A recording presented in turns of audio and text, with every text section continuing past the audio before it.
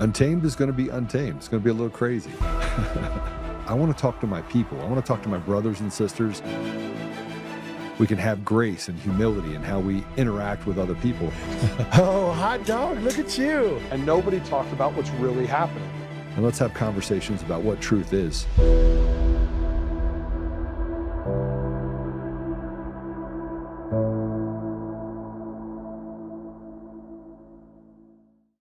In September 2020, FEC United founder Joe Oltmann had infiltrated Antifa to uncover journalists who were active members of the Antifa group attacking his company in Colorado. Joe, you infiltrated an Antifa conference call this past September and accidentally came upon a top Dominion voting systems executive named Eric Coomer.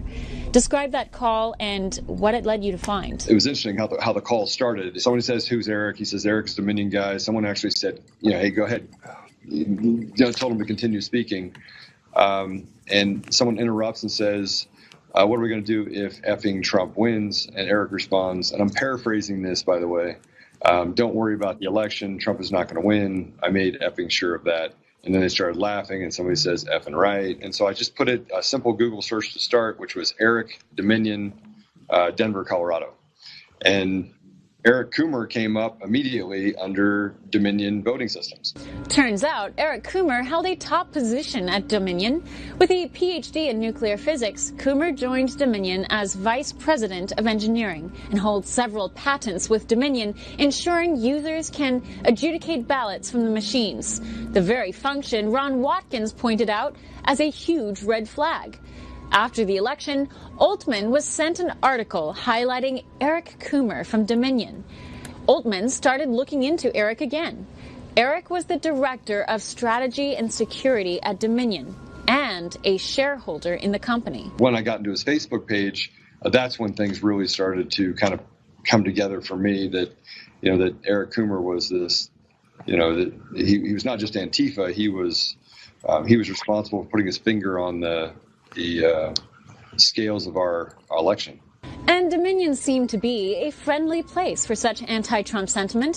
Coomer goes on to travel to battleground states all of 2019. Whatever they were building to coming into the 2020 election, that he made sure it happened. He made sure that that Dominion voting systems was in all the battleground states for the 2020 election.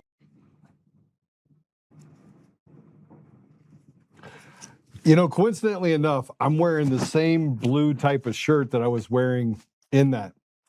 I was not wearing the same blazer, though, so maybe I should have. But I want to say happy birthday to Eric Coomer. It is his birthday today. And I put this post up that I think it's important for us to take a look at. Put the post up. Let's put the post up. Breaking and not so sure you understand this coincidence. President Trump planned his announcement today. Did you know what else is today? It's Eric Coomer's birthday. The radical leftist Dominion Director of Strategy and Security who sued me and others for speaking truth about him. The same one that went to Fulton County grand jury to testify to have President Trump indicted.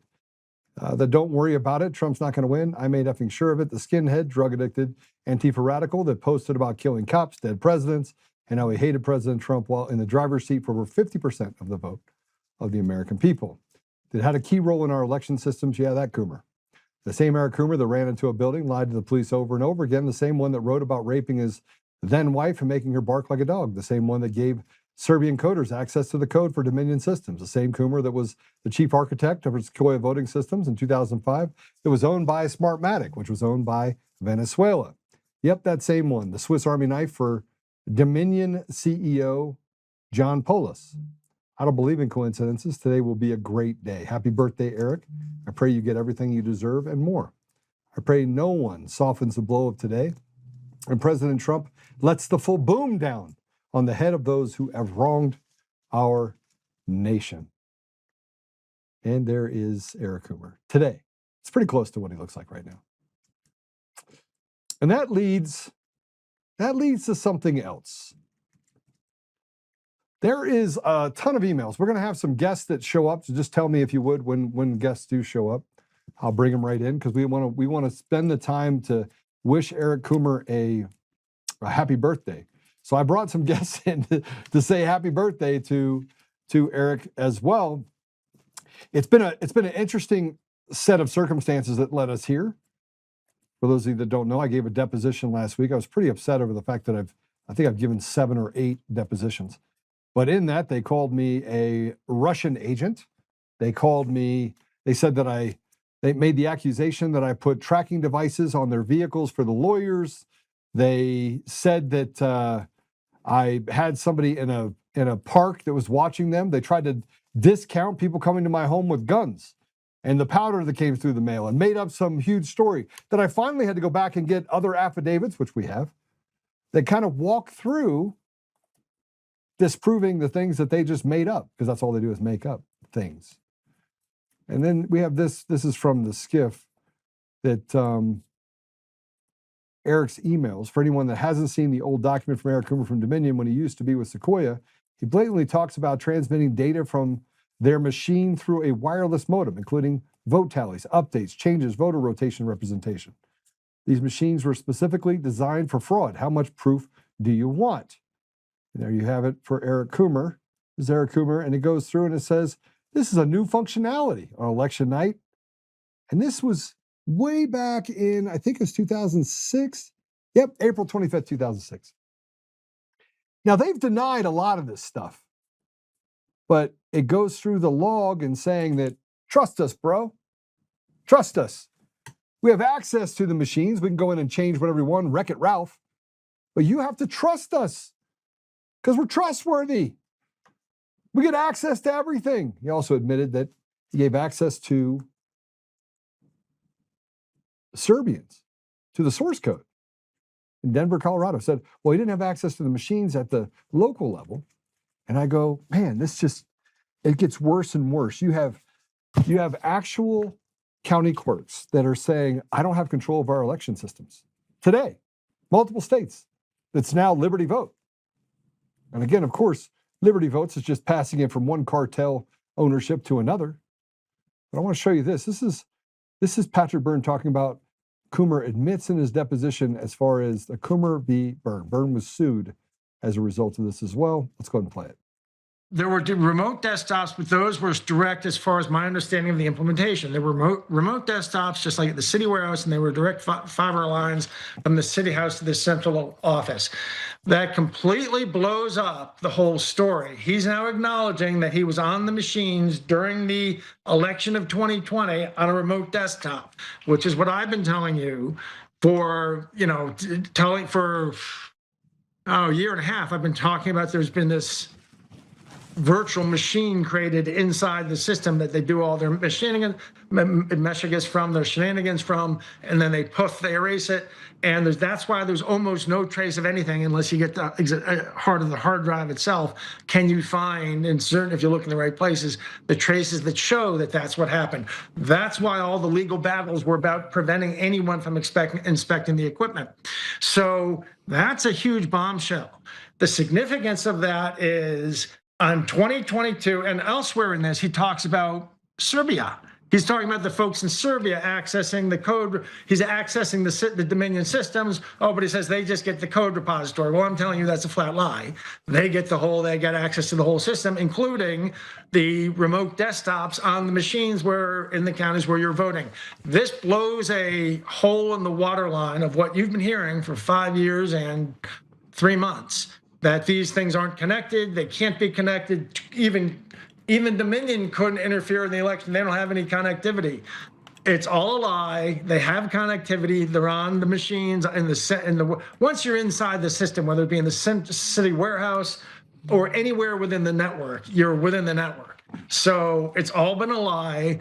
When faced in a deposition with his own emails and stuff, he sat there and he acknowledged, yes, I had VPN access to these machines. He goes on to describe the second VPN network, the secret one, which we knew about, that there was a secret one.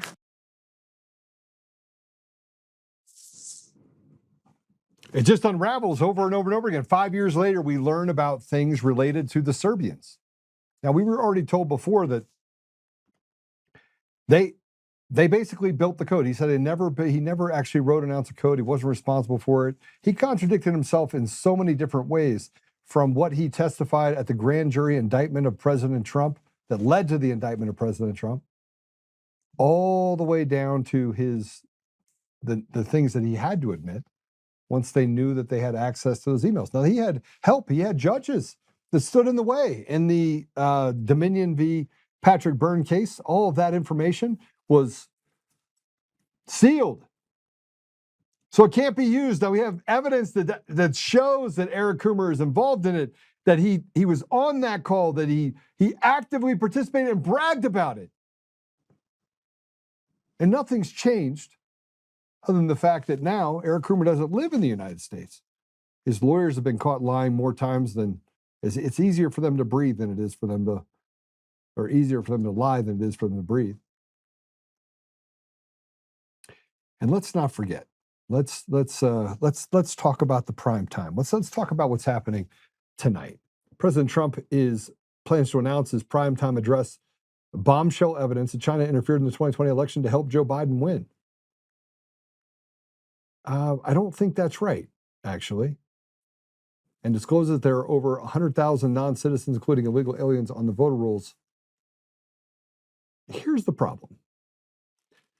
We got to the bottom of it with the Mesa County reports. Those are machines. The stealing of elections is quite evident all over the place. Now, let's not forget that today is Eric Coomer's birthday. President Trump could have done this every single day of the week, but he chose today. Why? And I don't want you to forget this. This is a clip from the former Director of National Intelligence, Tulsi Gabbard, talking about foreign interference. Now, could there be foreign interference? Yes. But was it facilitated by people who are domestic terrorists in our country? Yes, it was. Let's go ahead and play it. And lastly, sir, as you know, declassification and rooting out weaponization, politicization of the intelligence community is a huge priority. You know more than anyone else the very dangerous and negative consequences of that. I've got a long list of things that we're investigating. We have the best of the best going after this. Election integrity being one of them. We have evidence of how these electronic voting systems have been vulnerable to hackers for a very long time and vulnerable to exploitation to manipulate the results of the votes being cast, which further drives forward your mandate to bring about paper ballots across the country so that voters can have faith in the integrity of our elections. All right. So I just want to, on the heels of that, we talked a little bit about what Patrick Byrne stated. We are joined by Patrick Byrne to wish Eric Coomer a happy birthday. Patrick, welcome to the show. Hello, Joe. Hello, Eric. Hello, Eric. Happy birthday. You know, it was a coincidence. I mean, it's quite the coincidence. Is it not quite the coincidence? I'm sure it's a coincidence, but these things happen. I'm trying to get myself centered. It must be. There you go. But these things happen. It's kind of funny. You and I were last together with Eric Coomer in a room, right? We were. Have you told your people about that strange day, about the fist fight the guy tried to pick? Yeah, he tried to pick a fight with Peter Ticktin. We talked about it. I think I had you on here, and you described it as, by the way, I've seen Patrick is one tough dude because he wasn't having it. He's like, oh, you want to pick on him? Well, pick on me. You know what was funny about that, though? So I don't know if you remember the actual chain of events for about 30 seconds. You were out in the lobby. I was. You were over, if I remember correctly, you overheard them talking, and you sent a text to us saying you just overheard them say this deposition cannot go forward. Under no circumstances can it go forward. And I got that text and I read it and I thought, that seems odd. And then a few seconds later, I see Peter Ticktin come in, and Peter's 80th birthday a couple days later. And this other fellow, you're a pretty stout guy. And the guy, I think his name's Kane. Charlie Kane, his attorney. Charlie Kane, he's a tough guy like you. He came in, and this would happen right next to me, and he got up and he pinned Peter against this table. So Peter's legs were against the table. He was bent over. And I jumped up, and it took me a second to process it because I thought it was it took me 5 seconds longer to process it than it should have, or 3 seconds. I jumped up and I stepped in, and I even then first just tried to, and And usually when you do this between two guys, they separate. That guy Payne, he wouldn't budge. And I had to give him, I'd say like a 30%. I used to be a pulling guard, offensive lineman. And I took a step back and I gave him about a 30% of what a full dose would have been, but to knock him off Peter. And, this all went before, they're making a big deal of it. My understanding is the judge in Tampa recently said, well, I saw the videos because after I knocked him off Peter, he kept still lingering around. So I sort of did the bar room, I just got between him. I was there. I was like, Patrick. You kept saying he's trying to don't hit him. He's trying to get the deposition canceled. Don't hit him. But so I was like, horse between two bales of hay, trying to figure out what to do. But then I did kind of shove the guy and keep him back. That part ended up on film. The judge recently, there was a hearing or something, because they're trying to make a big stink about this. I did hear that the judge, correct me, but the judge ruled, like, I don't like the way Byrne acted in that video, but forget about Byrne. If you guys want to keep pursuing this, you gotta, they're taking it somewhere. Did you know that the Charlie, is it Kane or Payne? Kane. Charlie Kane. They're trying to make it like an assault between him and Peter. They're trying to, are you aware of that? But we slowed down the video and saw where Charlie Kane in the video in the lobby assaulted, Charlie Kane assaulted Peter. So you were able to slow it down. You can see where Charlie Kane actually pushes him. So that's the same thing he did when they came into the room. I had trouble processing him. I thought, lawyers love to posture, especially in front of their clients. They love to posture, and I didn't really quite believe it. I thought it was almost play acting for a few seconds until I saw Peter with his legs pinned against the table and being bent over backwards. I thought it was kind of play acting. Sorry. No, I mean, but you got yourself composed. You got yourself composed. Eric Coomer walks in, he's like, I saw everything. I was like, you didn't see anything, you liar. Did that guy? After it broke up. After it broke up. Yeah. That first time, then he jumps in and says, I've seen everything, and he's filming it. Yeah. And what he caught was just the part where I'm sort of keeping with my elbow, shoving this guy Kane so he can't step closer to Peter again. The bad part about it is that there was enough witnesses in there that show that Charlie Kane was the aggressor. And I had sent that text message to the group before I walked back into the room saying, hey, this is what I think I overheard when they were at the table, 2 tables down from me. They didn't recognize that I was literally sitting 2 booths down from them inside the lobby when they said, hey, we can't have this deposition. We can't go forward with this deposition. Did you also notice something else that day about Coomer? Well, he lied and contradicted himself in multiple different ways, and then filed another show cause, but said that we divulged information. I was like, that information was not a part of the deposition. That's information that proves that you lied. Sorry. Yeah. He flat contradicted himself from Georgia. I remember this moment, whenever you do a 8-hour deposition, the first hour is tell us where you grew up, where'd you go to high school, where'd you go to college, what's your favorite vegetable, all kinds of, you just sort of, I don't know why they do it, but it's always the same. And then they get into it. And about 45 minutes into it, the first tough questions started coming. And there was this moment I just saw the guy pause, take a breath, and just start lying. And just started lying, and he just lied the rest of the day. And what's funny is I also remember how he, do you remember there was a point of the day, I was at least trying to be civil and nice and make conversation. And normally, I mean, who wants to sit there all day being an asshole to each other?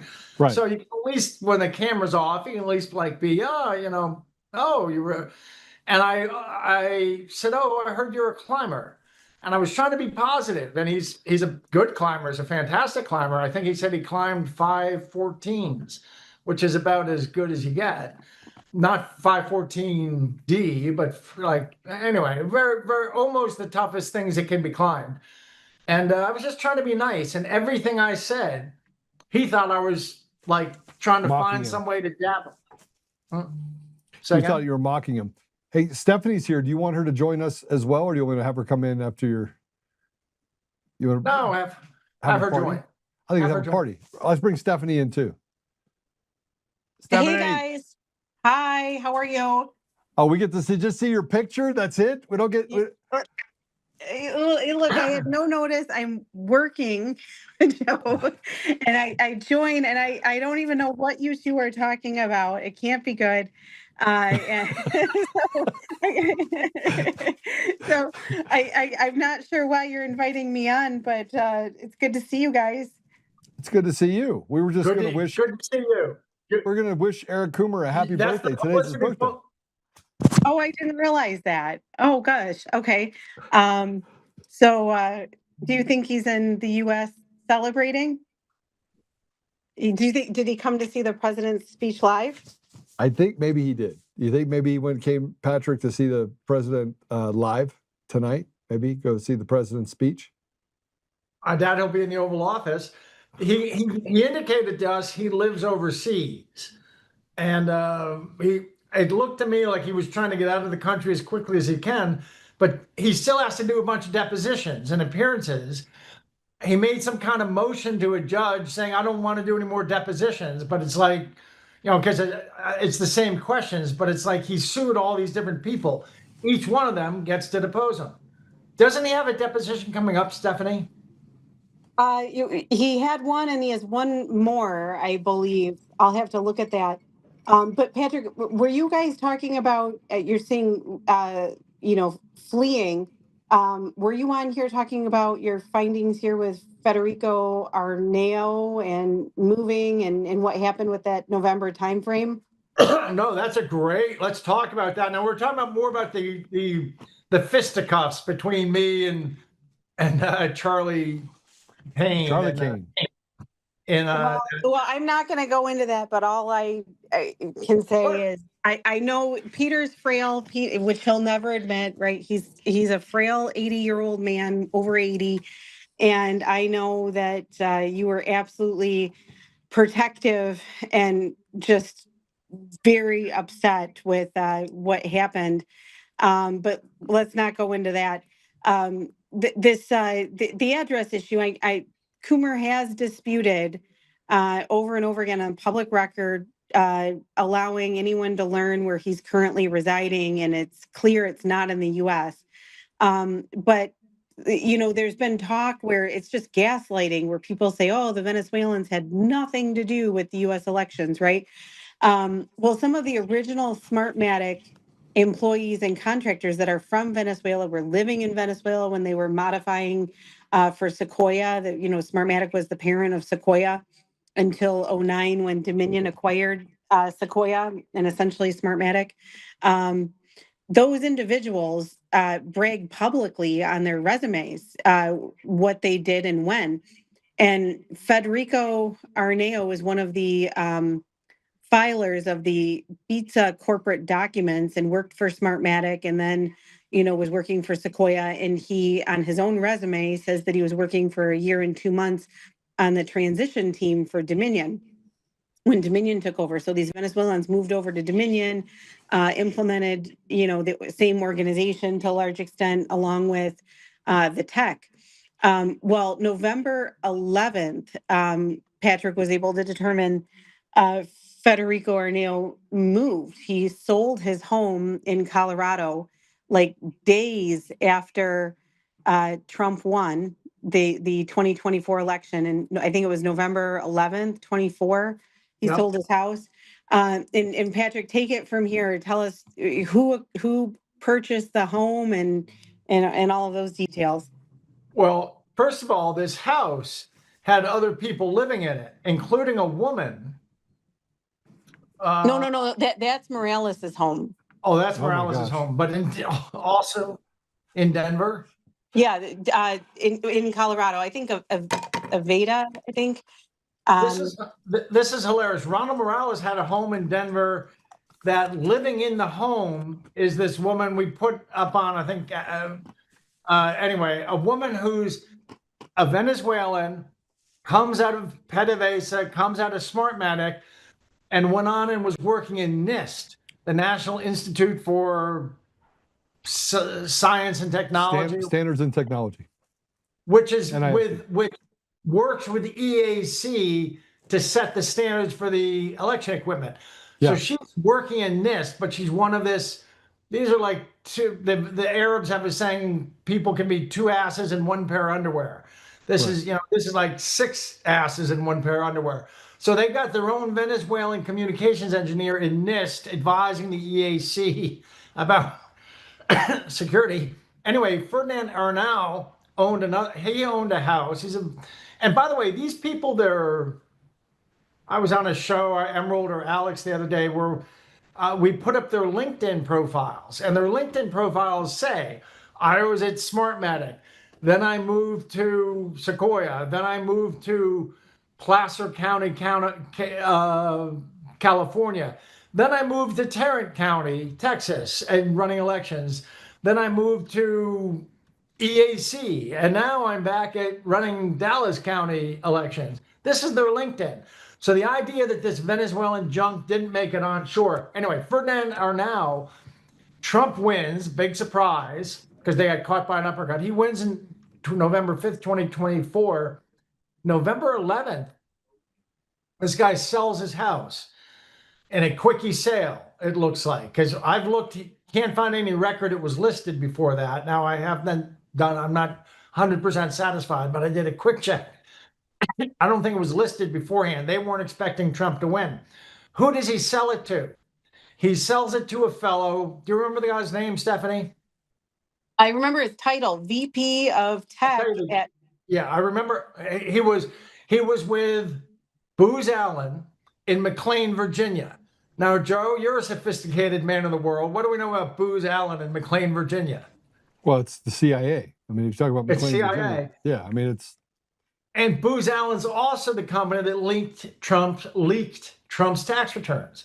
Yes. So it was Christopher Meyer, Patrick. Christopher Meyer. So Christopher Meyer of Booz Allen, McLean, Virginia, suddenly buys Ferdinand Arnau's home less than a week after Trump has a surprise victory. Sure surprised the other guys. Surprise victory. He sells his home. Who knows where Ferdinand Arnau is today? I'm sure it's someplace warm and sunny, though. I think it's Federico Arnau, Arnao. You're right, Federico Arnau. My guess is Coomer and those guys, they're probably over in Greece or over in Serbia or somewhere. You're really close. What? Now you're close. That's true. That's very true. I'm just guessing. Do you know? I'm guessing too. I'm just guessing. Do you have a better idea than I do? Nope. I think I like your idea. What's funny is that Coomer has like Satanist tattoos, as I recall, doesn't he? Yeah. Yeah. I mean, he's a skinhead, self-proclaimed skinhead. But he's a skinhead that likes black people. That's a different one. And Antifa guy. I don't know. He's just an innocent snow. I mean, if you were to read the New York Times, you would think that he is white as a driven snow. Aren't you black? Aren't you part black? My family's interracial. Yes. Yeah. Well, he didn't like you. Didn't like you much. He didn't like me. But I mean, look, people who lie and cheat and steal things from the American people don't like me. So I mean, it's kind of like, yeah, we're just gonna hang out together. So Patrick, because people are taking in a lot of information, it's difficult to remember the weeds. Can you explain Beatsa's connection to Smartmatic? Yes, and Joe, this is something you should go do a show about. Okay, I'll do it. Microsoft, Apple, all these companies, they have a system that Microsoft doesn't actually own its software. In the very early days, they created another company. It's not a holding company. It's like a sister company that owns all the source code and then licenses it to Microsoft. And then Microsoft licenses it on to et cetera, et cetera. That way, if Microsoft ever gets sued and is told they have to turn over their source code, they can say, hey, I don't own the source code. It's this other company, which is kept so pristine, there's nothing anyone can ever sue it for. So Apple, all the tech companies do that. They they always have another company that actually really, that you've never heard of. Apple has some company with a name like, I'll say Billy Bob. It's just got some totally unrelated name that actually owns the Apple software. So no matter how much you sue Apple, you can bankrupt Apple, you can't get to that other company that owns the source code. Well, and it doesn't do anything other than keep that source code in a vault. Well, that happened in 1997. A company was formed in Venezuela with a name like BizSoftware, BizTA, and that actually owns the code. And then that Smartmatic was built around. Now, who owns this BizSoftware? It's the same 3 Venezuelan engineers that you hear about with Smartmatic, plus a 28% ownership from Hugo Chavez. Yeah. From Hugo Chavez. It was actually his chief of staff. The chief of staff of the office of the president of Venezuela was a guy, I forget his name, a Hispanic name. That guy made the investment and owns that 28% of BizSoftware, which owns the Smartmatic. What this really was all created by Hugo Chavez within the CNE, the Consejo Nacional Electoral, the National Election Commission. Then they set it up like this. Smartmatic was just the go-to-market vehicle. And Hugo Chavez and the Venezuelan mafia owns 28% of this. Then they set up this go-to-market vehicle called Smartmatic. And then Smartmatic ended up buying a company called Sequoia, an old 100-year-old American election company when you used to vote on levers and stuff. Bought that company, put all this stuff in it, and then Dominion, a new company called Dominion, which had one election backed by George Soros, comes in and bought that. And that's why there are these guys up on LinkedIn, these engineers whose LinkedIn profiles show, first I was at BizSoftware, then I was at Smartmatic, then I was at Sequoia, then I was at Dominion. That's why the engineer, and they were all in charge of integrating this stuff. And Coomer had something to do with integrating and moving it from one company into that, et cetera. So he was there through the entire thing, all the way through 2005. And more importantly, when CFIUS investigated in 2006, it was after when they forced the sale of Dominion, or forced the sale of Sequoia to Dominion, or forced the sale and had to put new managers in place. The person that lasted throughout that was a chief architect at the time was Eric Coomer. He was the chief architect.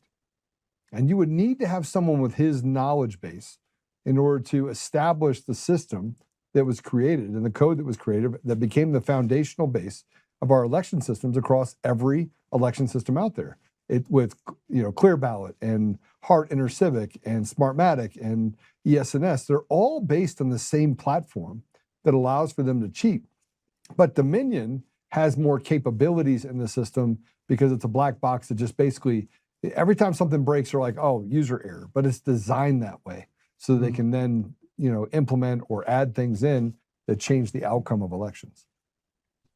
I'm sure, I'm not sure, but I know that they've gone to market, like Smartmatic's name is so polluted in Venezuela that there's a new Latin American company that does election equipment. And I bet anything is the same junk code that traces all the way back to BizSoftware. By the way, there have been times like in Chicago, Smartmatic was used in some Chicago stuff in like 06, 07, 08, and they got sued, or they ended up having to testify under oath. And when asked under oath, who owns this software, under oath, they say, well, it's actually some business guys back in Venezuela. So they don't deny this. The European Union looked into some election in Venezuela, thinking 04, 06, and they wrote an EU report. And of course, the European Union is very conservative, and they wrote a report that Smartmatic had to sign. Pardon me. That Smartmatic had to sign. And that report said, yes, this is ultimately all the code when you pierce through all the licensing and divesting and blah, blah, blah, blah, blah, blah. All this is really owned by some guys back in Venezuela. Yeah, so Patrick, we start talking about Venezuela being a part of it. We have Serbia that's a part of it. You have China that owned and built the data centers for Dominion through a company called Roaming Networks. Roaming Networks is over in Serbia, or should be in China, or China funded. That's where the first data center for Dominion was built, in Serbia.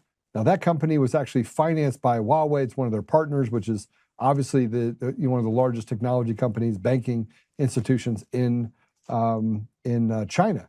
And if you chase that all the way back to Roaming Networks, they had basically shell company people at the top of the stairs, nefarious places in Chicago, where they had this thing where they said Roaming Networks office in the U.S.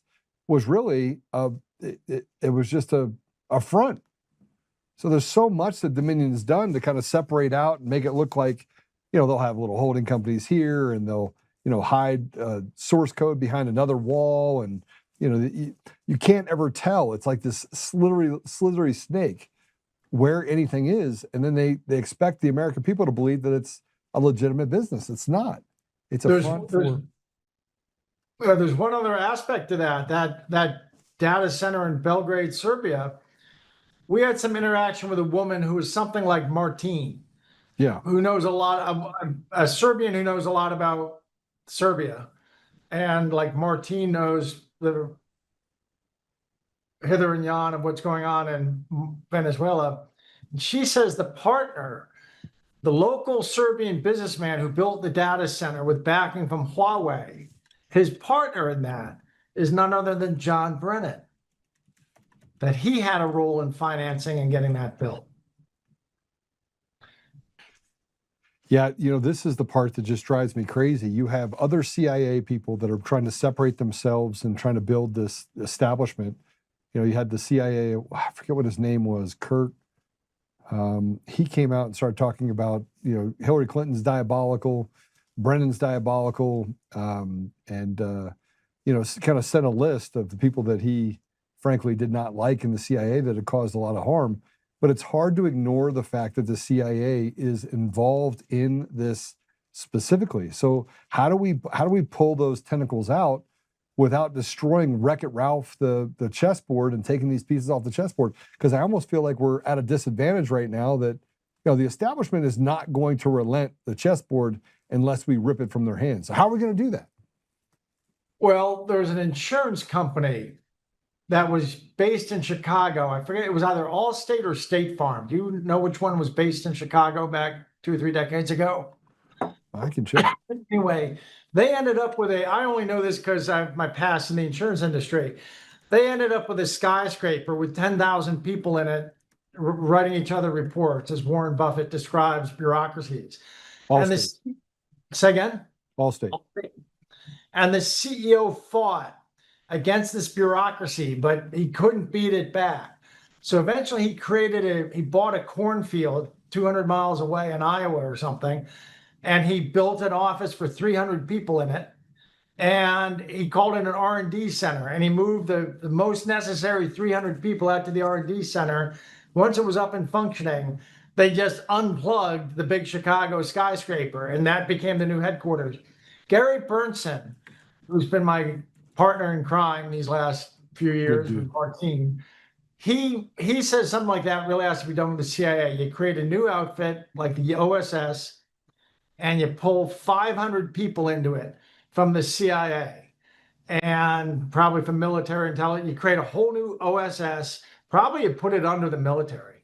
I don't know. This is Gary talking. And then you just unplug the old thing. It's not even that they're all crooked. It's not even that 90% are crooked, or maybe not 10% are crooked. But there is this, Brennan had control of that for a long time. He, at least since 2009. But I think he's still running the CIA, frankly, or at least maybe until some of these recent Bill Pulte changes. I think he's still dictating what they do. And the whole advancement, Brennan did something that the operators in the CIA hate. You always traditionally had your director of operations, those are the people out there doing stuff. Then you have your wonks back home analyzing. Well, Brennan always wanted to be he wanted to be James Bond. Never got there. He was a analyst. He only had one assignment overseas, and that was given to him by Gary. Gary made him the station chief in Saudi Arabia. Frankly, the same Gary Burnson we've been with. He was the guy who got Brennan appointed overseas because he knew he couldn't rise past a certain point unless he'd been overseas. Anyway, got overseas, comes back. At some point, he had enough juice that he changed everything and he merged the analysts and the operators. Yeah. And they started operating overseas on these joint teams of analysts and operators. And according to everybody I've ever known, they say it was a tremendous mistake. You have these analysts trying to be James Bond and trying to run teams of operators, and it really destroyed the agency, say smart people I know. So I hope you don't have to kill the whole thing because of institutional, I mean, it's part of history and so on and so forth. But maybe what you do is you do what Gary says to this new group, and then you gradually take on more and more functions of the CIA, and as you let it melt, and then the thing becomes your new CIA. That's probably what you have to do. Well, I mean, look, but the problem is you don't actually know, because the tentacles are so large and their ability to get access to cash and resources are so significant. You don't know where the tentacles of the CIA reside. You don't even know who works for them. I mean, you have people like, what's the guy, Cooper Anderson. I mean, this guy has deep CIA ties that go back decades. His family has CIA ties. And yet he's been one of the key components of how to misinform the public on what's really happening. So I don't know. I mean, we cut out USAID. I believe that was a foreign vehicle that was used to basically influence and or disrupt the sovereignty of other nations. But there's so many organizations like that. Doctors Without Borders. I mean, I could just go down the line of organizations that are infiltrated by people in the CIA whose main role is to create policy that favors an outcome that maybe doesn't favor the interest of the public in America, but definitely favors this small group of people that control what's happening globally. Well, the CIA has ways of creating money. And when Elon said he discovered 14 machines scattered through the US government that can just create, he's not talking about printers, he's talking about something else. They can just create as much money as they need off budget. So that may have something to do with, they've also, the Secretary of Treasury, Bessent, who I really love, I think he's historic. He said that they've discovered that NGOs and charities have $14.6 trillion saved. I don't think that came from donations. I think that's probably accumulated through these 14 other machines somewhere. They have 2-3 years of the entire federal budget stored away in their bank accounts now. And I don't think that didn't come to them from donations.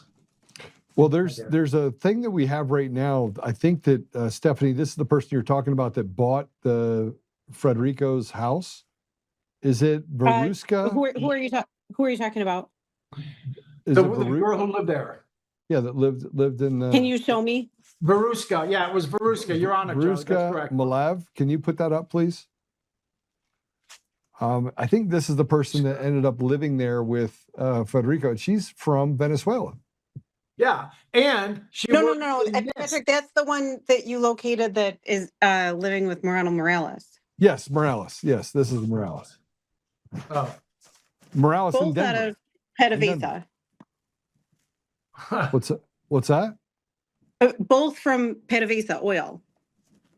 Yeah, the oil company is really where these people started. Then they got moved into Smartmatic back 27 years ago.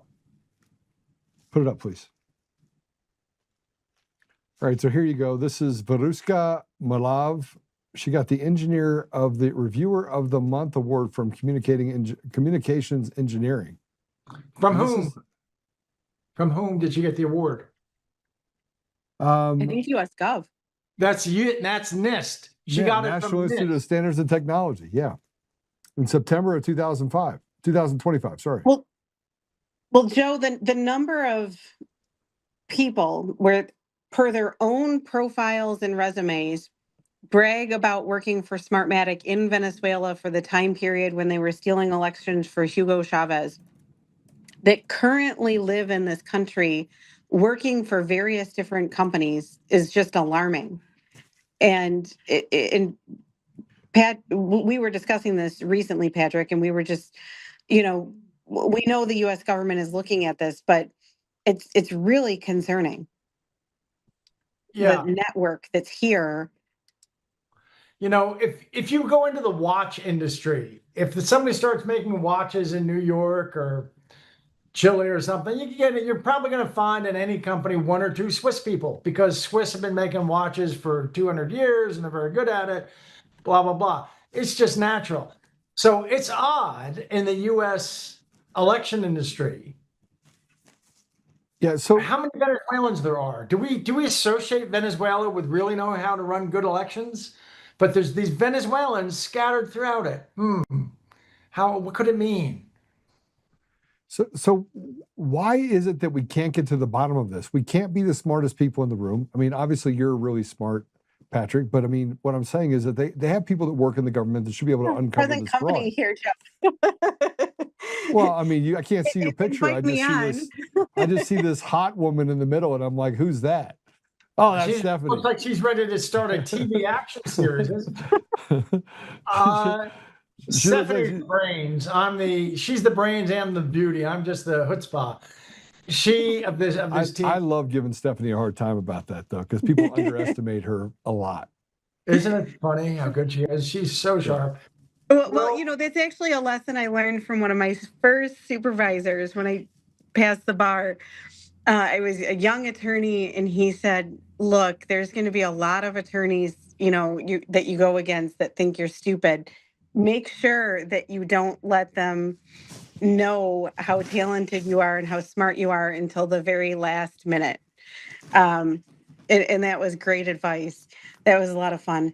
But this is alarming, and it's not just Venezuela. I can't go into so much that I know because I've been essentially gagged by the DC court. But Joe, there's so much more, and I know you're aware of that, and Patrick's aware of that. I can. I have patently come out and said I'm no longer following that judge's order. Did you know that Stephanie discovered that the magistrate judge, which is sort of the deputy judge who handles our discovery with Dominion, turns out to be a woman. She's Indian. Not that you hold that against her, but I'm not crazy about our federal judges being foreign born. I'm not sure they have quite. There's a lot of them. Yeah, suspiciously. Secondly, she was actually working in the law firm Venable. That's the law firm of Mr. Kamala Harris's husband. It's his law firm. She was working there, and her clients were Venezuela and Maduro up until 2022, where Joe Biden picked her, made her a federal magistrate judge over our case.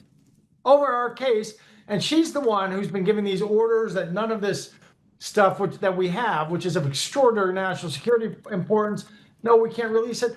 That's the judge who had Stephanie arrested, put in leg irons, kept for a weekend in the DC jail, and tried to get her on a bus, one of these prison buses that goes to like Oklahoma and Las Vegas. And would have been like 3 weeks before she got back to Detroit. That's the same judge. She was actually Maduro and Venezuela's attorney from 2019 to 2022. That's how corrupt. And so that's overseen by this guy. Unbelievable. Yeah.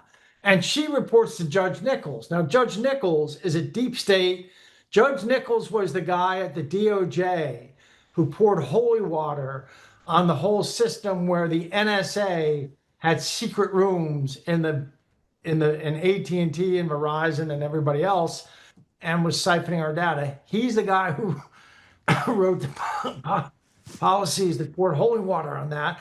And the whole thing reports to this Judge Boaz, who's an absolute communist. Boaz, he's shown up in all of this lawfare against Trump. So I think that I keep telling Stephanie, when she has a spare moment, we have to write, meaning she has to write, somebody that says this whole thing has to be moved out of D.C. And there's 19 the D.C. District Court has 19 judges. Every single one of them was involved in sentencing a J6 heroes, and every single one of them took every opportunity to scold them. And this has been such an assault on the American Republic. And who do you think you are? And you should go to jail for 20 years because you walked onto the grass of the White House, of the Congress, blah, blah, blah. They are all going to look like, as all this gets exposed, they look like the biggest schmucks in American judicial history. And they know that. So each of them has a very strong personal incentive to keep all this covered up. So we can't even move this away from Judge Nichols. We have to get this out of D.C.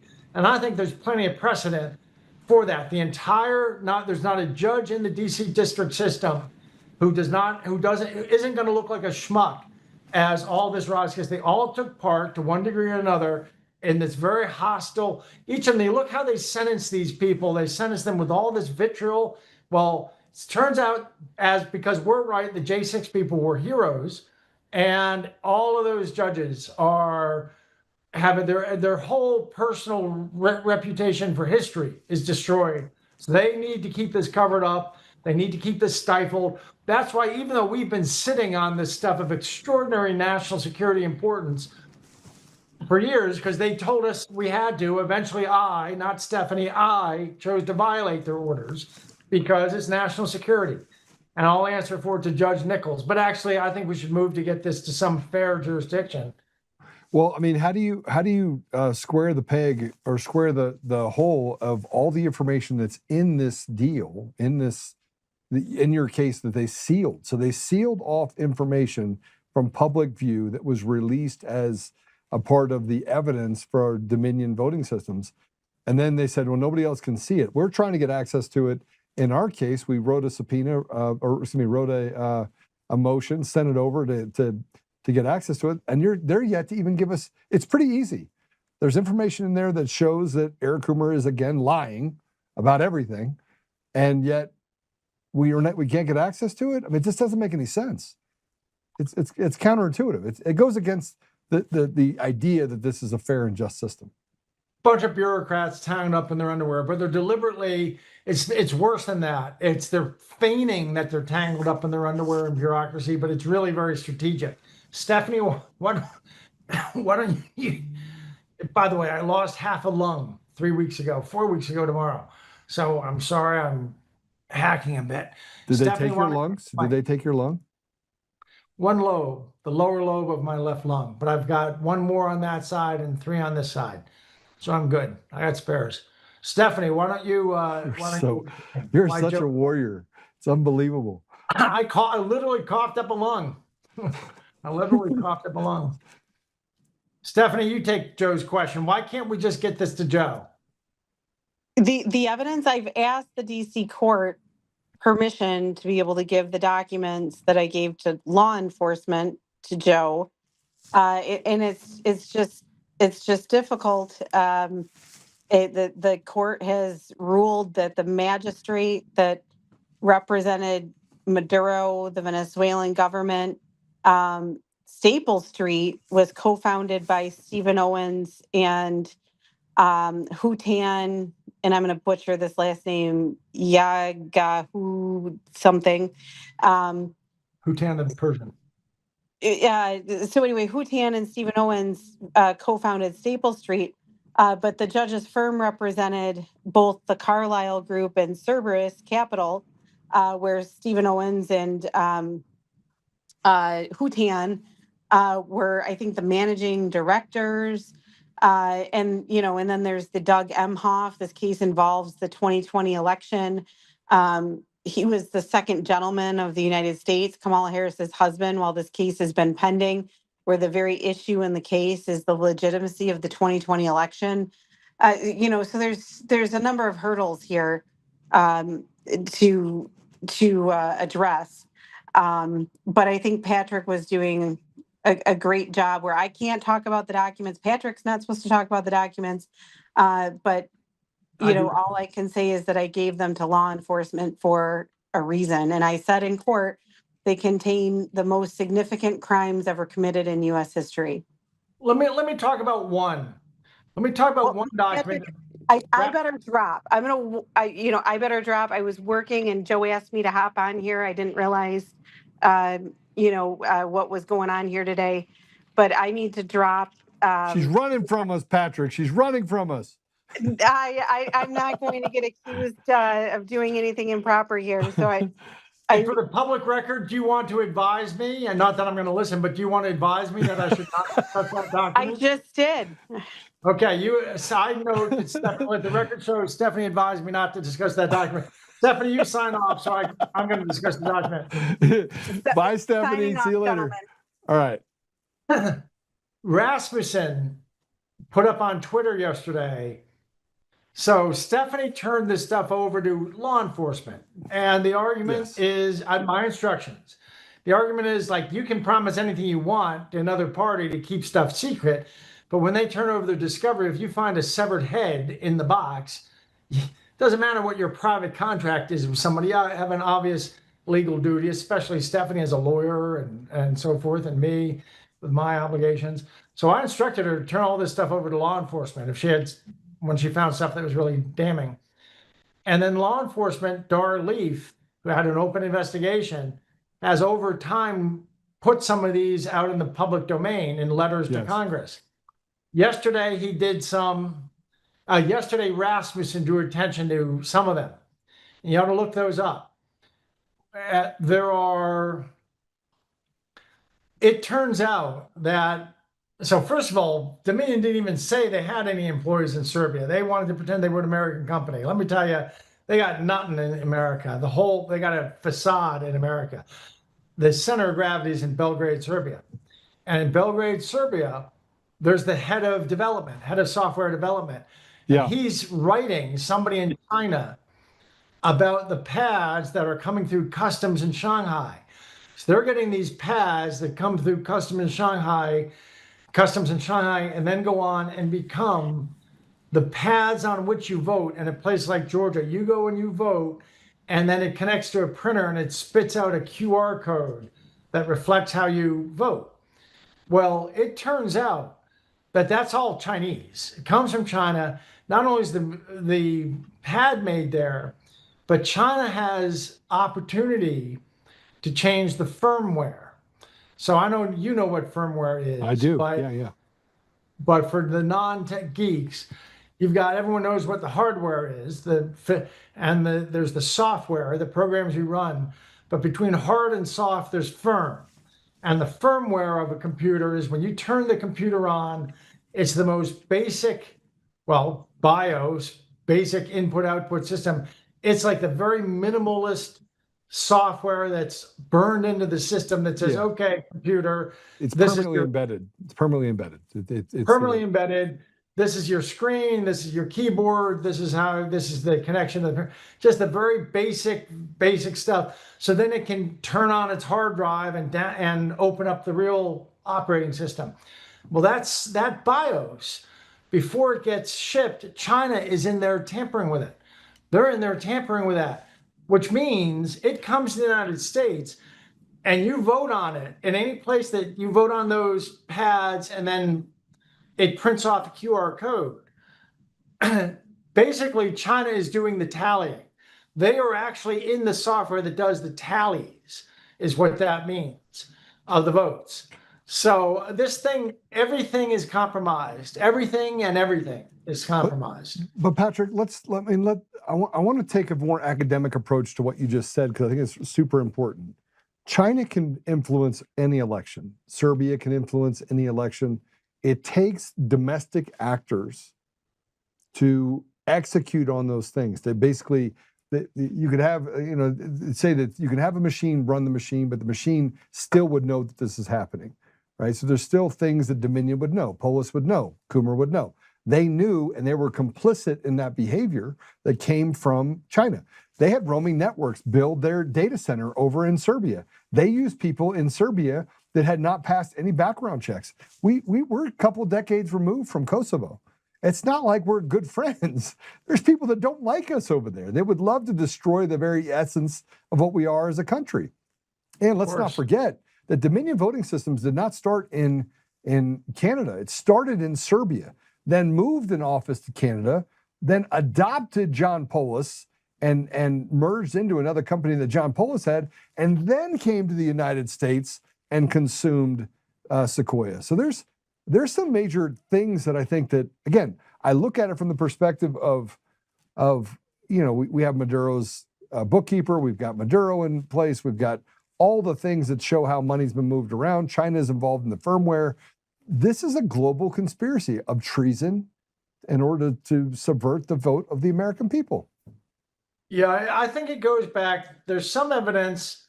There was a Serbian, this may trace back all the way in Serbia to 1974, which would tell me it was a Soviet KGB operation or GRU operation. 1974, a very long-term plan to penetrate our election systems. Because once you do, and once you can put a thumb on the scale of elections, somewhere along the line, the ultimate boss shifted to China. And in Xi'an, China, there's a military intelligence institute where they study every nook and cranny of every democracy. There's 3,000 counties in America. I'm sure they have an expert on 3,000 counties. And they knew better than to just flip everything communist, because we'd all wake up and say, well, that was a fake election. So what they've done in the US for 16 to 20 years is change elections from the grassroots up. They know who's running for dog catcher, they know who's running for police chief, they know who's running for prosecutors, and they know who's running for the school boards. So they've changed us in this way that it looks to old timers like me, it looks like a foreign country. Schools teaching that boys can be girls, girls can be boys, and you can learn all about Islam, but you can't say a prayer. Oh my God, if you say a prayer in school. So you can't even have a prayer club. You can have a chess club, you can have a Muslim club, but you can't have a prayer club, Christian prayer club. So the people who have been put in place to make that happen have been this long-term project from China. China is the ultimate, let's say it's a Cuban Venezuelan, they're the offensive guard, offensive tackle of the operation, but behind the halfbacks and fullbacks and quarterback, you get up into places like Serbia and Iran and China. Yeah, so it gets worse. We have this post. I think we should put it up. I think it's really important. This is from Rasmussen, which says, "Good morning. Remember Dominion. We don't have offices in Serbia. We don't have anything to do with communist China. We don't create election stealing virtual machines. We assure all Americans that our machine parts are safe." And then inside of this, if we can just go down to the actual first one. Look at the part that's in purple. The parts that are in purple. Can you blow those up and read them? There we go. So if you look at this, that's the office at the top, which is Manager Software Development and Dominion Votings. And there's an address in Belgrade, Serbia, right? Now, the interesting part about this is that you'll see some interesting names in here. Meanwhile, the tablet's arriving at Shanghai Customs. We're waiting for customs clearance now, expecting next week to get the tablet. And this goes through the things that they have between the U.S. base and, let's go to the next one really quick. I want to show you this. Now, Eric Coomer surprisingly said that he wasn't involved in any of these decisions. And yet, if you go to the second picture, you have some really interesting names here. You have Ronald Morales, you have Nicole Nolet, and you have Eric Coomer. You see that, Eric Coomer? And we are able to establish VPN connections from the new virtual machine created today. So tomorrow morning, we're going to work towards making the necessary changes that can allow us to reach the EMS servers from the VPN connection. I will keep you posted. This is before the 2020 election, Patrick.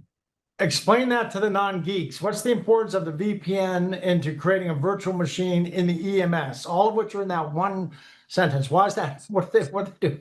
So basically, it's like having a direct connection to change any outcome variables that you want inside of the EMS. You can literally Wreck-It Ralph do whatever you want. Because remember, there's another thing that if we actually connect to this, you have logs inside the system that were set to like 10 KB, 5 KB. So even if you had access to the EMS system, it would overwrite itself, so it would be able to erase the idea that you were even there to begin with. They can create the outcome, Patrick. So you go on, the EMS is the county's election management server. It's the central server. Yes. And so they can, from Belgrade, come through on a virtual private network, let's not, and create a virtual machine on that county's election machine. So inside the county's election machine, they create a new machine that's not actual physical. You can work with it just like it's its own computer, but it's really just poof, it's just soft, it's all code. You can do something like edit the hard drive, edit the database, change anything you want to change. Then you collapse that virtual server that's inside the county's election server. You collapse it, you cut the VPN connection, and there's now no proof of nothing. You can, I mean, you can do audits on that computer. You can do, if you just superficial audits, you can't ever find that like this hidden hand came in and altered anything you want. Only if you get the hard drive. Only if you get the hard drive and you do a forensic audit will you discover that somewhere in the middle of the tallying, a connection was opened and somebody created a virtual machine, and you don't even see that somebody created a virtual machine. It leaves no trace. All you get is that things are changed, which is exactly why they had to run around the country with their golden image and installing it on top of everything, and why they were so discomfited by what Tina Peters did. So Patrick, you can have multiple VPNs going at the same time, though, virtual machines inside of a machine. You can do allocation inside of it that allows for you to use certain parts of the storage. But you have what are called stored procedures, which allow for you to basically hide and degrade any sort. You could change anything, because they could get in, just activate a stored procedure, and they could do the rest for you if you had separate databases. And if you saw what happened in Mesa County, where they had separate databases of voters and output variables, and so when Tina Peters went through and made that image, she was able to uncover that they were running, MySQL management software, which allowed for remote access. That it had a separate database of voters. It was meshing in previous election records with new election records, and all this was overwritten when they put in the new trusted build, right? So we can see that the mechanisms and the machine was designed to defraud the American people. My issue is that why is it so hard for people just to look at it and go, just throw it all out? Paper ballots in person, make sure you have an ID. And why are we going through this struggle? And why are the American people being lied to? And why are we allowing the American people to be lied to by people who are just diabolically trying to make them slaves? Well, it's like what I learned when I fought Wall Street, that when you find corruption, you think the world works like the Pelican Brief. Julia Roberts figures out what the evil corporation is doing, they're polluting or something. She writes up her term paper, she publishes it, and the DOJ swoops in and the Washington Post swoop in, and everything gets fixed. That's not how the world works. When you have corruption, there's a lot of mouths feeding at the trough, and a lot of people benefiting, spread through the system. And all of that comes out of the woodwork to try to attack you. And that's what's gone here. There are enormous forces at work. This is the most valuable prize in history. If they can overthrow the United States, I would argue they did overthrow the United States. I would agree with that, and it's been done over the last 20 years. This is slow boil. Yeah, slow boil, and they pushed us over the edge in 2020. We were never supposed to climb back. It's only because of patriots like you, about a dozen of us that kept it from sliding over the edge. And it's like that. There was some Sylvester Stallone movie where he's a climber. And at some point he's thrown over the cliff. And then you see his hand just hanging on to the edge of the cliff, and then he pulls himself back up. That's what happened. We were never supposed to get out of this. And if it wasn't for the work that you had done as an insider and just basically the conscience of recognizing and having as much experience in this as you've had. You know, I truly, Patrick, you and I have very strong personalities, and we've been fighters in this. But as I go back and I look at the last 6 years, I look at the people that have had the most impact on me continuing to stay in the fight and encouraging me, even if it's from things that I see. And the things that you've given up and the things that you've done, you've lost tens of millions of dollars. Oh, 105 million, my accountant says. I'm pretty much broke. I spent about 105 million on these shenanigans. And by the way, we have people that have given a substantial amount of money to you. But the one thing that always came to me that are still in the process, we have one in particular we're trying to get over the finish line that donated $100,000. But the one thing I can say is that you have never asked other people for help. You're like me in that with more zeros. But you've never asked for help. You've just literally taken the bull by the horn. You created it. You went after it. You said, here's how we solve the problem. You engineered a solution. And you did all this. And I want people to understand this. You did all this while battling health issues that you've faced over decades. Well, I'll tell you a funny story, and then I'll sign off because I need my voice because I'll be on Alex tonight before Trump speaks. Did I say too much? Did I say too much about that? I mean, I really... No, that's kind of you. That's kind of you. Nobody gets it yet. Only insiders get it yet, quite what we did, what I did, and such. Very kind of you. I'll tell you a funny story. By about 2022, the end of 22, I'd burned through about $50 million. I had the other 50. I told General Flynn, really, I've had enough. I'm going to go off and, sayonara, you guys take it from here. And Flynn, is basically, as he was walking away, he turned around and he said, Pat, I'm not going to tell you how to spend your money, but I got to ask you, what are you saving it for? And at this point, I'm single, never been married, no children, nothing. That you know of. I've got cancer. I've had 100. I recently had, this was my 119th surgery 3 weeks ago when they took out half my lung.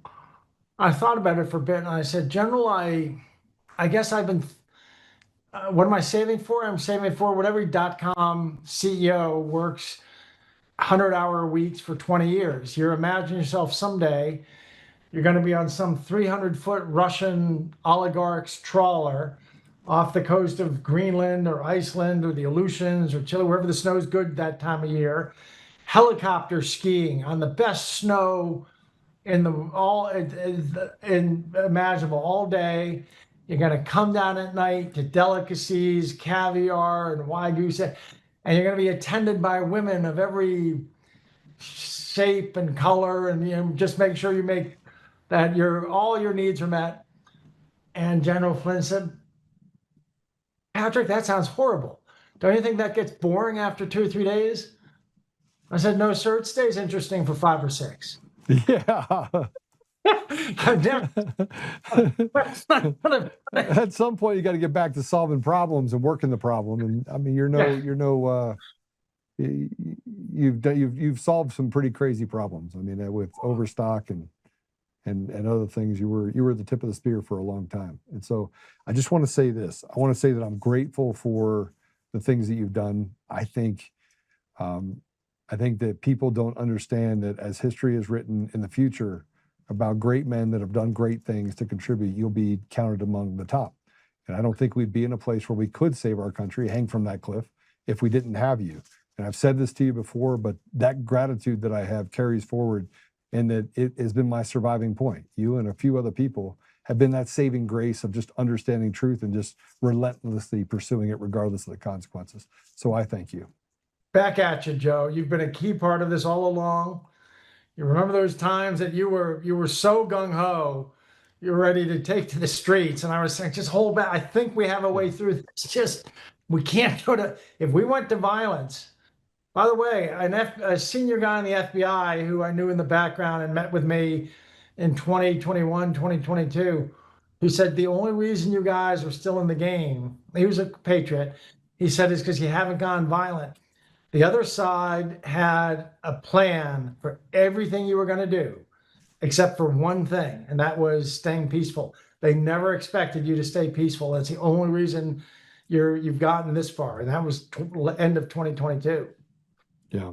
Well, I don't particularly like violence, but I've seen enough of it that I recognize that the American people deserve to have peace. We deserve to have opportunity. We deserve to have another 250 years at the helm of a great nation. But I did heed your advice, and as much as I hated the fact that they were hurting people, I've taken a more patient approach and used the "but God." And I think, can you believe that the damage they did in the 4 years?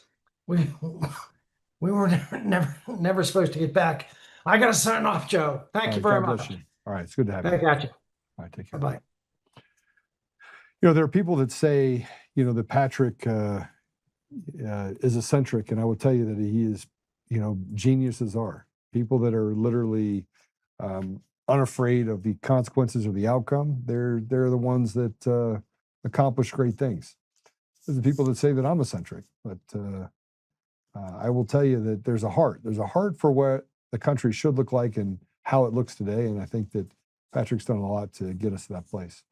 I want to before I go to a break, and I don't know when we're going to have Peter in. I assume he'll be in here soon. I want to play a couple of clips about Trump's speech tonight. And this first one is John Eastman talking about his speech that's coming up tonight. And this will give us a little bit of a peek inside. Let's go ahead and play this first cut. Dr. Eastman, obviously you're one of those people who were greatly targeted post-2020 election. You were indicted in Georgia, Arizona, right? They came for your bar license for being a quote-unquote election denier. What are you hoping to hear from the president on Thursday night as a person who, obviously, under President Donald Trump, you, Mike Lindell, and others were the next most targeted people. What do you want to hear from him? I want to hear what the evidence is that we had and had been classified in the deep bowels of the deep state that they were prohibiting being disclosed. I want to know whether the Chinese sought to influence our elections by hacking into our machines. I want to know how many Chinese driver's licenses were falsely deployed to create false citizen claims for people to vote.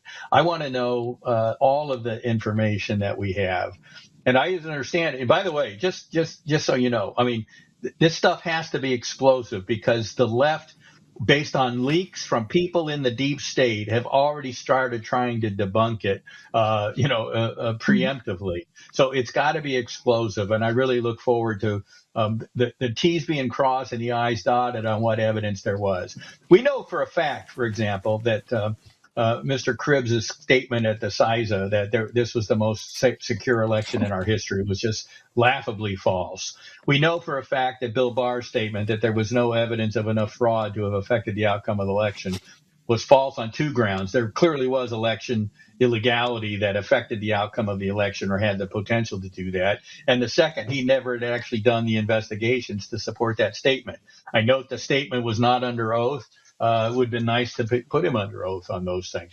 So I'd like to see all of that exposed because, quite frankly, and Mike Lindell, but also Patrick Byrne earlier, look, and President Trump in his brief response there at the White House today about what he plans on talking about on Thursday, I talked about the consent of the governed earlier in our conversation today. It is a cornerstone of legitimacy of government.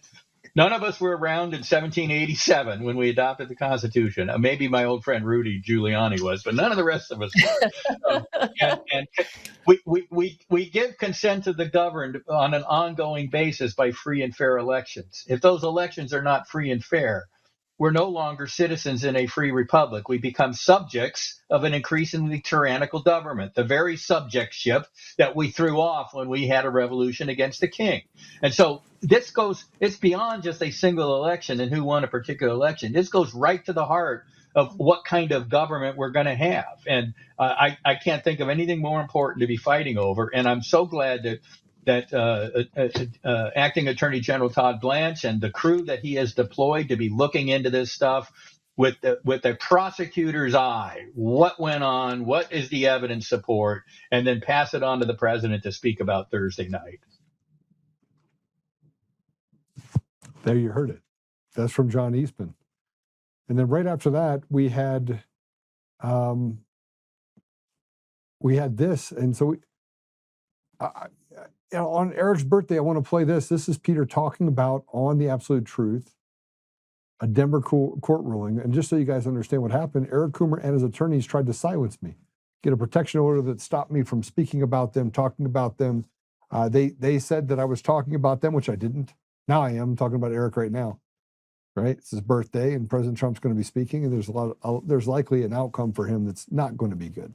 Let's go ahead and play it. And they went after Joe Oltmann, who I think you've had him on your show. Joe knows more about this election fraud than most of the experts. He's right up to date on so much of it. He's a true patriot. He cares about this country, and he's got his own podcast.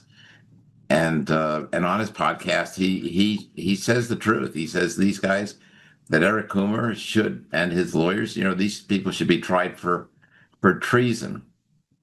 Anyway, they think because of that he's dangerous or something. So they make up this nonsense and sued him for a restraining order to, like you would if you had, let's say, a domestic violence case.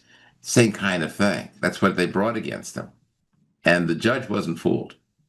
She saw that what this man was saying on his podcast were not threats, that it was just part of what he has to say about the election fraud.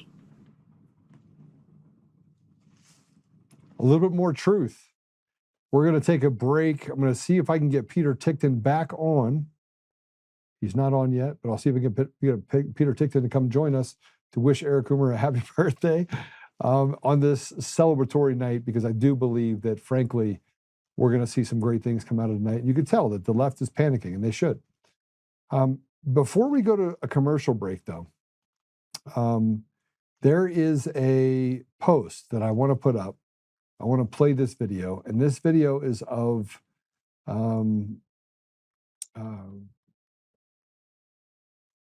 Stephen Miller talking. Do you guys have that ready? You have that ready? Okay, so let's go ahead and play this. It's about 2 minutes long. Then we're going to go to a commercial break. Then we're going to come back and talk about this memorandum that basically is going to just change completely the outcome of what the radical left is able to do. And frankly, we're going to get to the bottom of this judicial coup, because that's really the crux of it. But this is Stephen Miller talking about the fact that radical left terrorism, which is what it is inside of our country, can no longer stand. Let's go ahead and play it. We'll go to a commercial break. When we come back, hopefully we got a little Peter with us.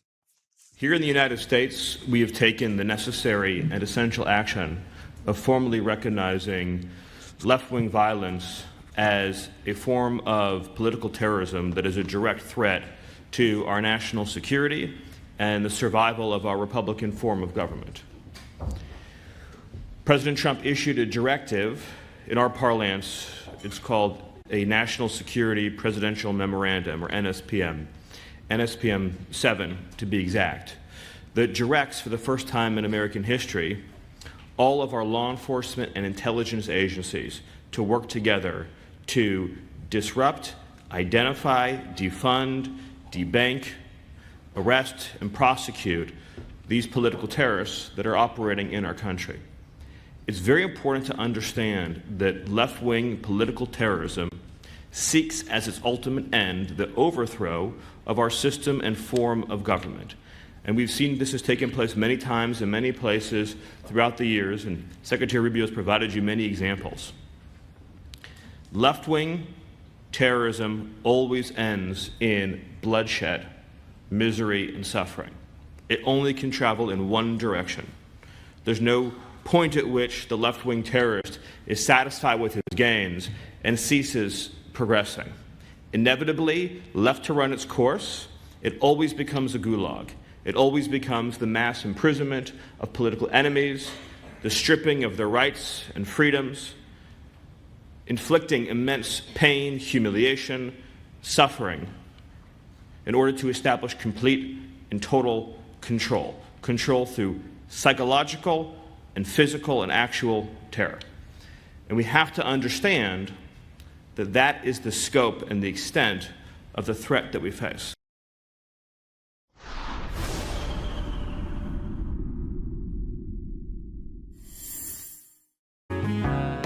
Oh, hi. I almost didn't see you there. Welcome to DCF Buns, where you can find the freshest buns in town, if I do say so myself. Oh, our master bakers teach class every week. So whether you're new to baking or trying to improve your culinary skills, we got you covered. And we can help you bake the cake of your dreams. We'll even clean your cake if you want. And if you don't want to bake anything yourself, we have loads of fresh buns available in a variety of shapes and sizes. Check us out at dcfbuns.com to learn more. DCF Buns, we keep the buns hot and the deals hotter. Buns. In every thread, in every stitch, Honor-Bound USA weaves the fabric of the American spirit. It's not just apparel, it's a testament to God, family, and country. At Honor-Bound USA, we're a family of patriots who put our faith, family, and America first. When you visit our website, you'll find a line of products that embody our commitment to pray, stand, speak, and act. As the official site for the Untamed podcast, all of our products proclaim speaking the truth with courage. We also have the powerful documentary from Professor David Clements, Let My People Go. Identify yourself as one of the few who are willing to stand for what they believe in. Join the Honor-Bound USA family today. Wear it as a badge of honor, commitment to the values that shape us, and a pledge to the bright future we will build together. Because when you're honor-bound, you're not just wearing a brand, you're embodying a lifestyle.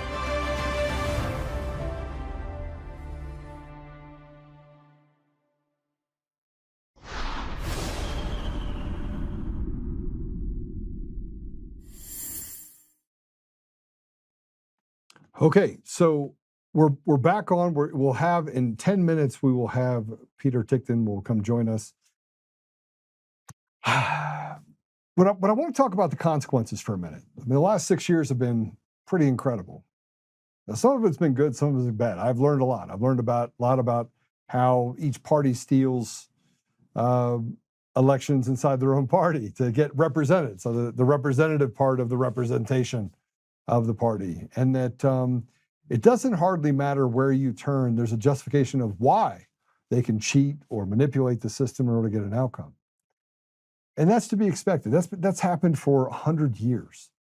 100 years people have been doing that. Republican Party, Democrat Party.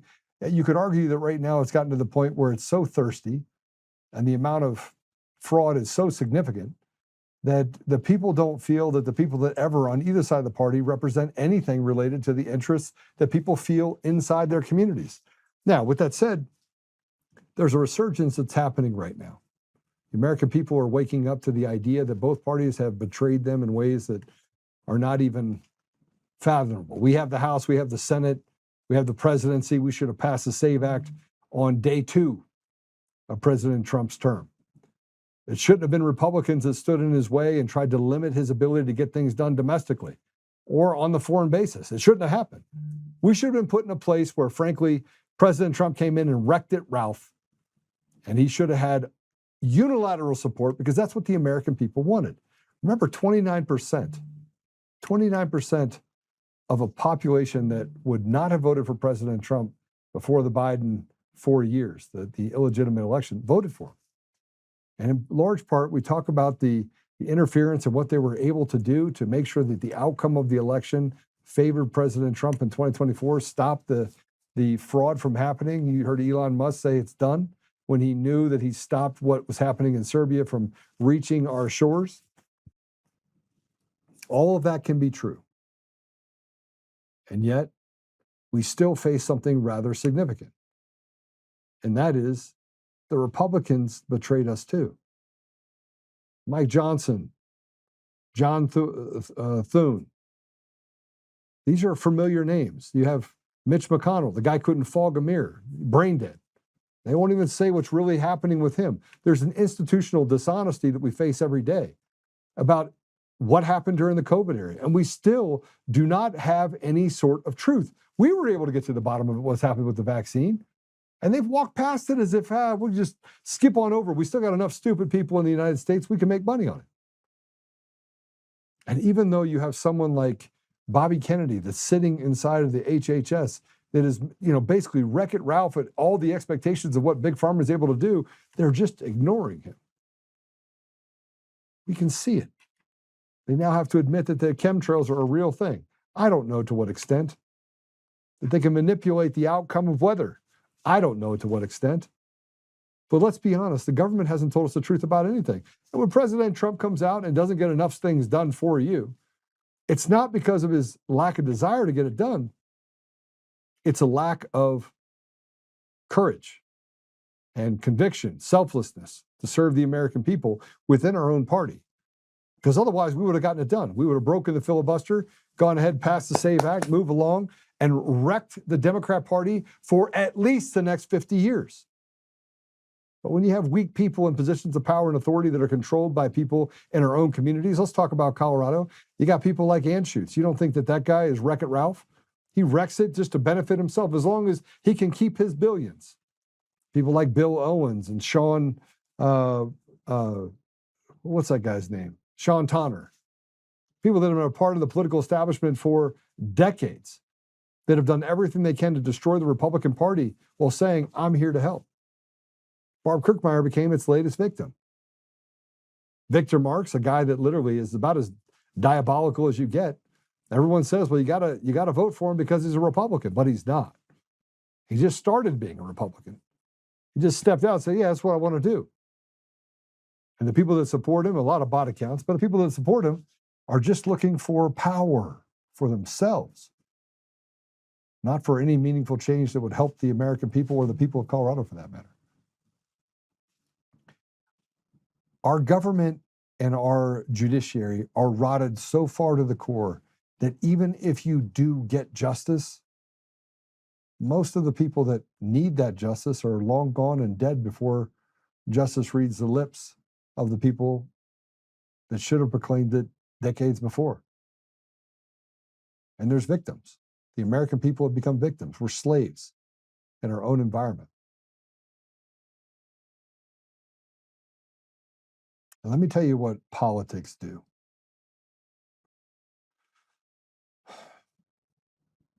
Politics allow for someone like Mamdani to be put in a position of power and authority inside of our country through fraudulent and fake elections. Someone like Spanberger, a CIA agent, to become the governor of Virginia. Or someone like Gavin Newsom to have the ability in his environment to steal elections with impunity, use Smartmatic to steal mayoral races, burn down entire communities that they planned for weeks beforehand. They were having conversations about the impending fires that were coming, picking winners and losers. Now let's talk about what happened in New York City as a result of Mamdani. There's a 174-year-old church that was intentionally burned down by arsonists. And they could have saved it. They could have saved it. But instead, they have a guy, the agency says, no, we're going to demolish the church. And the decision was made by a man that was appointed by Mamdani. His name is Ahmed. Figures, right? It figures that we would have radical Islamists blow up 2 buildings in New York City, and then a radical Islamist TikTok video maker named Mamdani be made the mayor. Make it make sense. 174 years old. It basically is the light of our heritage as a nation. And this foreigner decided we're not going to rebuild it. Go ahead and play it. The FDNY announcing this blaze that consumed the South Bushwick Reformed Church is being investigated as arson. We have no known enemies. Church pastor James E. Stewart says up until the fire, the congregation met weekly. A community staple, the church also acted as an event space and a food pantry. He adds he has no clue who would do something like this. Now we understand that it is intentional, and so that, of course, brings another layer of grief. The National Registered Landmark was built in 1863 and has stood tall on Bushwick Avenue ever since, acting as a beacon in the community. Archival photos show a church that watched the neighborhood grow around it. But that beacon became a target in late June, and the South Bushwick community is left heartbroken. I think it's messed up because it's been here forever. My aunt got married in this church. That's incredibly upsetting. I mean, if it was arson, that would be really just shocking and upsetting because, like Lee said, it's a historical landmark and it means a lot to people. While the goal is to rebuild in the future, I want nothing more for it to be restored. It's seen so many generations. a pastor and congregation forced to lead generations of worship in the past, asking why their haven was done harm. Whoever it is that's responsible for it ultimately has to answer to God. The pastor tells me the church will need to be torn down completely, a process that's expected to be finished by August of this year. They would love to rebuild in its entirety, but that process could take a long time, and it's not guaranteed. In Bushwick, Alan Devlin, CBS News, New York. Torn down. Torn down. And if that's not enough, the video that you just heard from Miller, from Stephen Miller, talks about institutional radical leftist ideologies that is terrorism. They don't have an end. Their end is ultimate destruction of people because they're just miserable, evil people. That's what the left represents. So here's a video made by the Northern Colorado Democrat Socialists of America. This is a real video in Colorado. Play it. Hello, comrades. Thanks to everybody who came out to our drag show, Rebel Yell 2, this past Saturday. It was an amazing night of art, community building, and rebellion. If you'd like to continue the party and keep helping the fight for trans rights, consider joining DSA and participating in our trans rights working group. We'd love to see you there. We also have a great opportunity this Tuesday for some community care. Come volunteer with us at the community kitchen, and afterwards we'll grab a bite and watch the primary results. On Thursday, there will be a potluck/group viewing of a webinar featuring Rose Roach, National Coordinator for the Labor Campaign for Single Payer and Chair of Healthcare for All, Minnesota. Bring a shareable side, and don't forget to RSVP in advance. And remember that this Tuesday, the 30th, is the last day to vote in the primaries. The best way to change the system is by getting involved in it, and voting is one of the best first steps to do that. If you need a second opinion, feel free to take a gander at our voting guide on our website. Solidarity, comrades, and thanks for getting active. Solidarity, comrades. And if that's not enough, this is real. These people are, this isn't role playing. They want to destroy everything for the benefit of people that are pretending to be something that they're not. Here's what is happening on the streets of Queens under Mondani and, of course, obviously, AOC. Play it. Queens, New York, AOC's district. This is what is going on. All of these people here that are selling on the street have crossed into America illegally. A lot of them have been here for up to 3 years, so they're settling in. A way to make money is for them to come and sell goods on the street. This literally looks like a, I don't even know how to describe it. It's an outdoor garage sale, but it looks like Goodwill bins have just been dropped off here. However, right next to it is this store, Lot for Less. How would you feel if you owned that store and you have all these people out here selling all these goods? Most of the people coming are coming to buy from these people. They don't have vending license and they don't have any sort of license. When police come, they quickly gather their goods and they go on their way. This is what is happening in Queens, New York. If you visit New York, you want to come for some really good garage sales, come on up here and you don't know what you'll find. There's lots of treasures right here that people are trying to sell. All right. So this is... Well, we actually have Peter Ticktin. I don't want to waste any more time because he is a busy man, and I believe he is going to be watching very closely the president's announcements tonight. So, Peter, welcome to the show. Oh, you're muted. Got you muted. I'm sorry about that. There you go. I can't wait until 9 o'clock tonight to see what the president has to say. You know, there's a lot of speculation out there. People think he's going to talk about, well, the guesses that I have from people that are more knowledgeable than most is that he's going to be talking about the election fraud that you're an expert on, Joe. Peter, we got to get it into the minds of the public. It's also Eric Coomer's birthday. Oh, I didn't realize that. So you mind if I don't celebrate? I is think that all right? I don't believe in coincidences. This is the man that basically, was on the grand jury, testified to the grand jury, lied to the grand jury in Georgia to get President Trump indicted. Do you think that maybe there's something to this? The fact that it's on his birthday that he's making this announcement? No, I don't think that anybody has enough respect for Eric Coomer or his birthday to unless give it's an arrest. Damn. Unless it's an arrest. I mean, that'd be kind of nice. Always watching that. it and see the arrest. Yeah. No, look. Our country's been invaded. You know it. I know it. Yeah. And they didn't do it with guns and weapons and bullets. We would have known what to do with that. They were smarter than that. They invaded by surreptitiously infiltrating our election system. And Eric Coomer is a part of it. So he's an enemy of the United States. He's a traitor. I've heard you suggest that, he should be dealt with the worst penalty the law can provide, and obviously through the legal processes. But he is a traitor to the United States. And so let's just see where that goes. Okay. I mean, he's not in the United States anymore. I'm not sure where he is.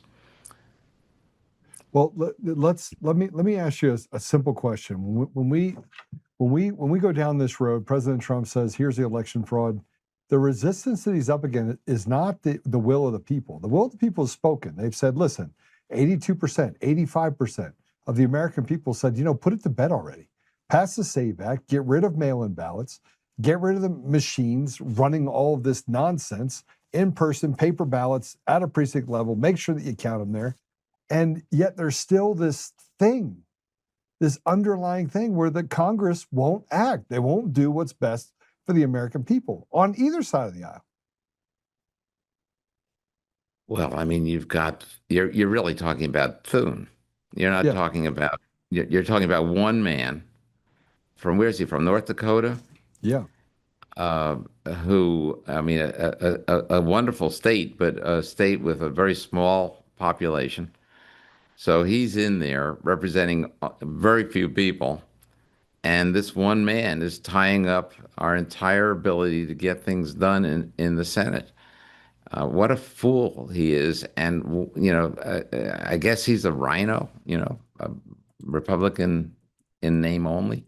For sure, he's acting against the country. And, I know, well, let me put it to you this way. Donald Trump, when he said, and he said it over and over again, and every single time it gave me goosebumps, but he would say that they're coming after you, and I just happen to be standing in the way. Yes. And every time, and that's the case. He's the guy.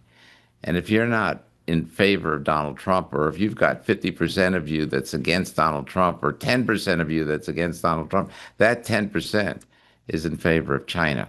Because it's not as though we have two parties anymore, Republicans versus Democrats. Republicans really have been taken over by MAGA, which is absolutely a wonderful thing. But the Democrats have been taken over by China, which is hell on earth. And if you're not in favor of Donald Trump, if you're against Donald Trump, or 10% of you is against him because you don't like the fact that he's in Iran or whatever your reasons are, you're not realizing it, but 10% of you is in favor of the enemy of the United States. Well, how do we reconcile, and this is just me kind of trying to figure it out in my head, how do we reconcile the pressure that is necessary in order to get Congress to act accordingly? I mean, you have Kurt Olson, who runs this election group that's advising President Trump, and he's working towards an end with the DOJ in order to get to a conclusion. But Peter, we know about these election systems. We know how fraudulent they are. We know who's involved in it. Why are indictments so slow? And why are we in this place where we have to question what we can see with our own eyes, given the massive amount of evidence? Well, my understanding is that things are going to be breaking. I think that Todd Blanche is a bit different than he used to be in that he is pursuing these things, or that's what I've been heard. Obviously, the proof is going to be in the pudding. We need to see it in order to believe it, and I do too. So you can't take my word for it because I don't know. But I do believe that we're going to see some good things happening come the very near future. Are you going to be in DC for the announcement, or are you not? Are you No, going to be but joining? I think I'll be seeing him at on Saturday. Awesome, so great. I'm hoping. Peter, I know you have a heart out in 2 minutes. Had a great conversation with Patrick, and Stephanie joined us as well. I cannot thank you enough for all the work that you've done and continue to do. And we're pressing hard. I do want to tell everyone that there is a way that you can help support the work that Peter is doing. There's a direct way that you can actually give to the campaigns that Patrick and this is a big fight. But Peter, how can people give to the campaigns? Well, it's Condemned USA. That's run by Trennis Evans. And I really have to get more familiar with exactly how to sign on. But if you go to my website, I'll make sure we put something on there for Condemned USA as a way to contribute to what truly is the war. Okay, so I want everybody to know, if you had to ask me, Joe, what do you want for your birthday? What do you want for your birthday? What do you want for what do we want for Eric's birthday? I'm going to tell you what I want for Eric's birthday. I want everybody for Eric Coomer's birthday to donate to Condemned USA. Trennis Evans runs that. It's an organization that's done some pretty great things. This is an organization where you can actually give. You can go there, hit the donate button at the very top. You can do it on a continual basis. If you're asking me what I would want you to do, I want you to donate to Condemned USA to help fund the efforts that Peter and Stephanie and Patrick, what's been going on in order to get us to a place where we have free and fair elections and we can put people who are responsible for stealing our elections where they belong, behind bars. Yes, please, God, let's do that. Let's get these people and let's get them behind bars, because you know what? We're the last place left on earth. And if we start losing what we now have, there's nothing else that's going to save us. There's all kinds of scenarios. These machines could actually take the Senate with a vast majority. They can give them the 67% that they need in order to be able to remove whoever the House impeaches. So, this is a tragic situation. So anyway, we gotta look at that, because if that did happen, then come January 5th, after the midterms, then you would see that the House would impeach and the Senate would remove. And who would they do it to? Well, the first thing that would happen on January 5th is Hakeem Jeffries would be made the Speaker of the House. Yeah. Yeah, it's definitely going to be Hakeem Jeffries. And then if they remove not just President Trump, you're right about that, but it's much more. They would remove President Trump and J.D. Vance at the same time. And that's the scary part, because that would make Hakeem Jeffries president of the United States. That's how bad this is. That's how scary it is. And that's why, more than anything, more than money, more than anything else, you're going to need to get out and vote come the midterms. Yes, the machines can do what they can do, but we can deal with that. But we can't deal with it if we are actually going to lose the election anyway. You need to get out there. We need to be able to win the election and deal with all of these things appropriately.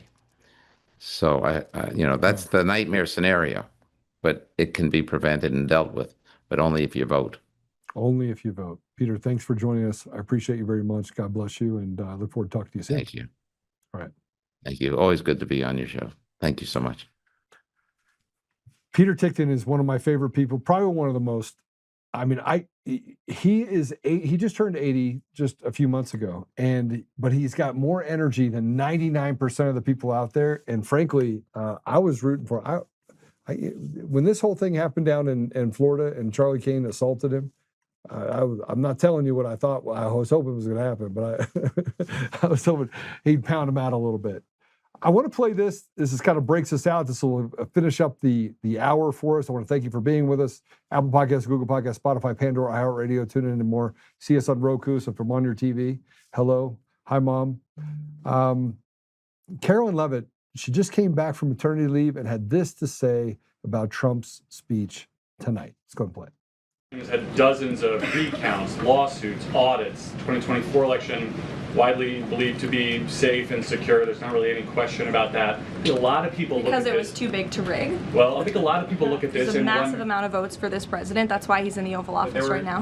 No one disputes that. And there were a significant amount of votes for Joe Biden, who won in 2020. I think the question is, why is the president